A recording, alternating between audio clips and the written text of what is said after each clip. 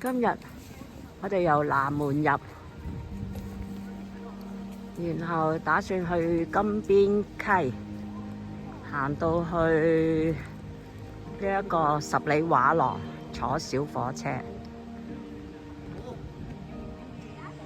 而家都開始轉秋涼啦，你睇到咧，呢棵樹非常之靚啊，紅葉。由南門行入嚟就係去金邊溪同埋去黃石寨嘅。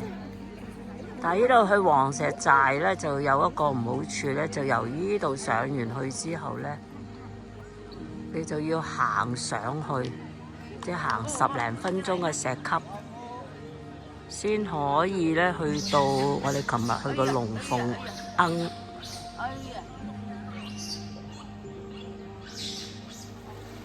呢度嘅馬騮多到咧係不得了，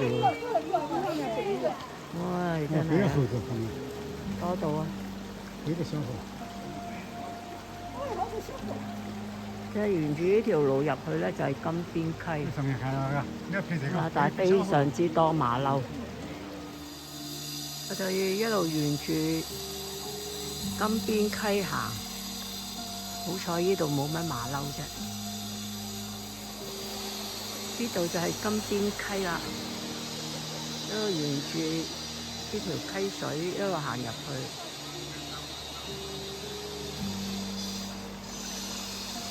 然後沿途欣賞呢啲山景。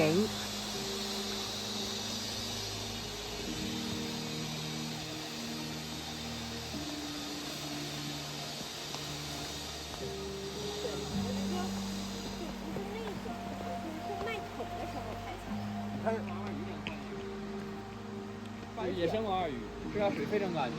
这太香了。这是啥呀？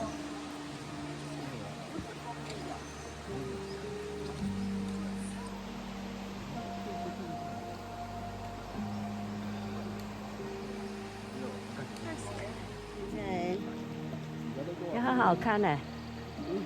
啱啱喺呢度咧就遇到一群寫生嘅人。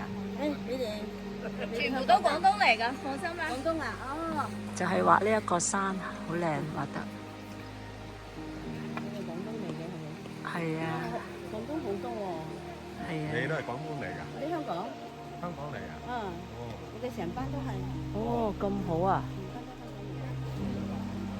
全班都係。李鵬提字。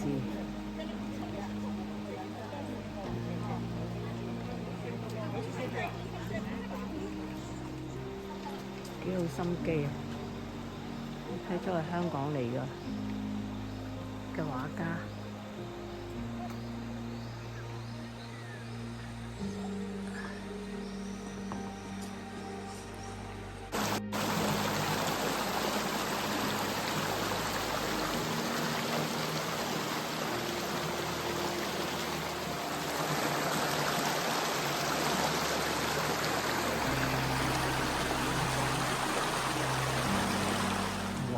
我真係覺得呢嚿石咧好鬼型，一柱擎天咁樣上去。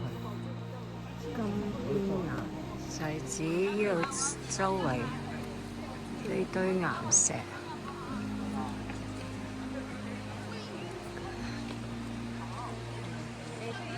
特別係呢一條柱。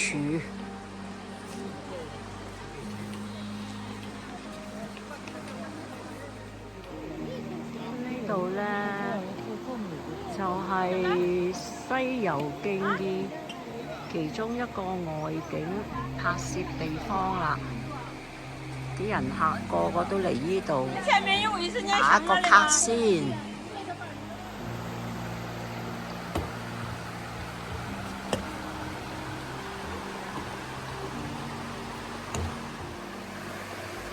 途都係流水淙淙。呢個行呢條路一路都唔見有馬騮仔出現，行咗大半日都係咁嘅景色，都係沿住條金邊溪一路去。呢橛咧又係好多馬騮出現，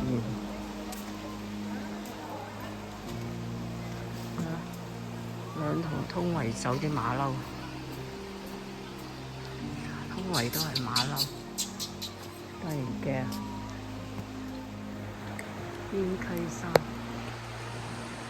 馬騮處處。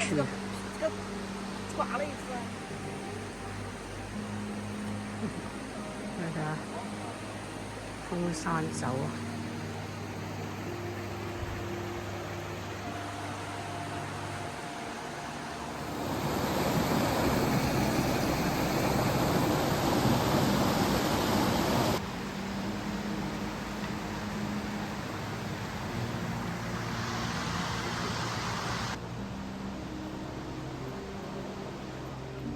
見到魚啦！呢度好多魚啊，大條嘅魚啊，好大條嘅魚啊，水好清。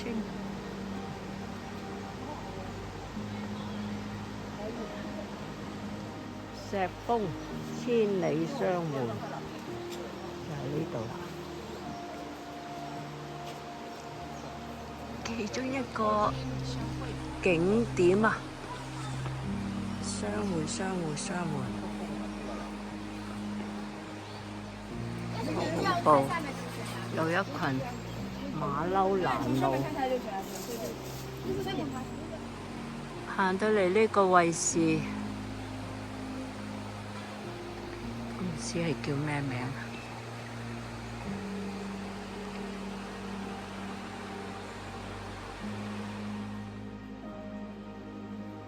崩塌石，唔係崩塌岩塊，叫做石門。就呢嚿石啊，喺邊度冧咗落嚟咧？啱啱好喺個溪邊，呢淨係溪邊。我哋終於行到嚟呢度，由南門距離呢個位置咧係5.7公里。而家咧，我哋去水繞西門嗰個方向。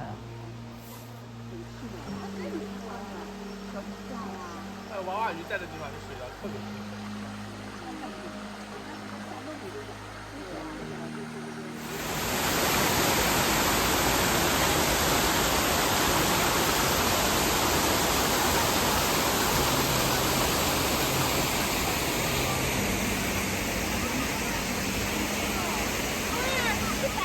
終於都嚟到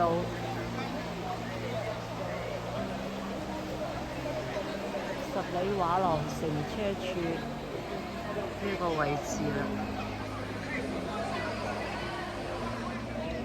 呢度咧人頭湧湧啊，集中啲人同埋車。那個10號車海花礁的朋友們，2點半在對面集合了。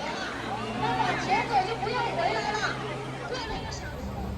我哋喺呢度食完嘢之後休息一陣間，就過嚟呢一度咧係坐環保車去呢一個十里畫廊。完咗之後咧係呢度坐班車過嚟呢邊，係去返東門嘅。坐完環保車嚟到呢個十里畫廊嘅景區入口，你可以選擇行入去，或者坐小火車入去。有啲人就話行一程，坐一程。而家我哋睇睇咩環境先。景點入口呢度直入去。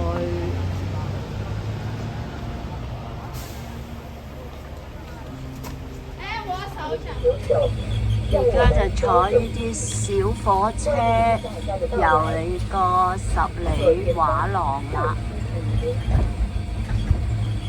你唔坐都得，好似佢哋咁喺旁邊行就得㗎啦。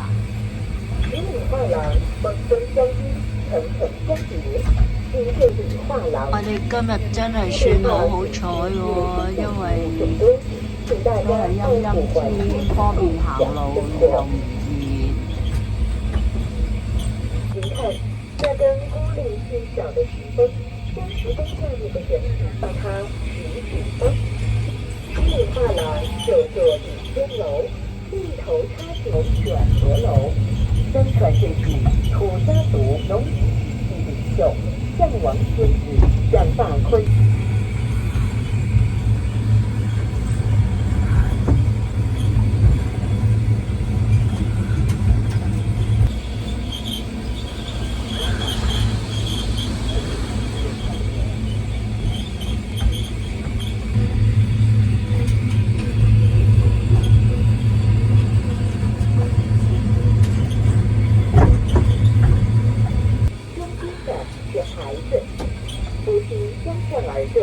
拥抱着心爱的孩子，这一家三口大概是相信照一张全家福的儿子，既像李奇珍，又像温青鸟，有一个故事想活看看，我们整体和红点供大家弥补了黄昏点，看起来他们已经谈了30多年的恋爱了。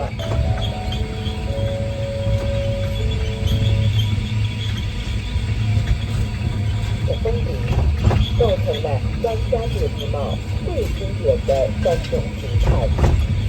西里画廊的3姐妹以宝丰湖的宝丰神女与张家界的4大美女，她们经常目的的宝丰湖被誉为十里畫廊嘅後園旁邊。我冇理由要入去後園啦，已經成朝見到啲馬騮，仲要見。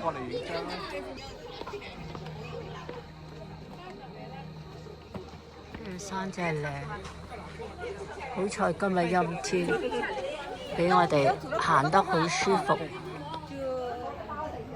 我哋去完十里畫廊，坐完小火車，就喺返呢個位置度。